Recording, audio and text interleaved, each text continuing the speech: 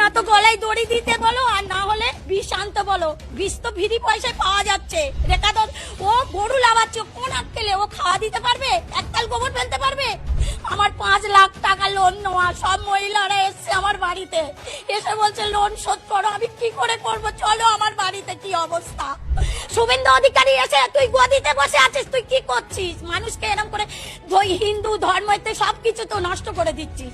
আমাদের ঈদটা করতে দিক, আমরা গরুগুলো বিক্রি করি, কিছুটা যেন অন্তত মুক্ত হই। মুসলিম বা তারাও হিন্দু, তারা তো মিশছে একসাথে, আমরা তো একসাথে আছি। তারা কোনোদিন দেনদারি করেনি কি কারু আমাদের গলা ধাক্কান দিইনি। ওদের কুরবানিটা ওদের করতে দাও, আমরা বাঁচি। আমার মতন মহিলা, আমি মহিলা সমিতি থেকে 5 লাখ টাকা নিয়েছি, চলো আমার ব্যাংকে সব আমি জমা দিই, সুদ আসল। কি অবস্থা হচ্ছে। আমার স্বামী ভ্যান চালায়, আমরা এইভাবে বাঁচি। তাহলে আমাদের বাচ্চা কাচ্চা সব আছে, তাহলে আমরা কি করে খাবো? আমাদের আর ঘুম নেই, রাত্রে ঘুম নেই, চিন্তায় মাথা খারাপ হয়ে যাচ্ছে।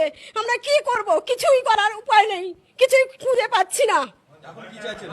আমাদের ঈদটা করতে দিক, আমরা গরুগুলো বিক্রি করি।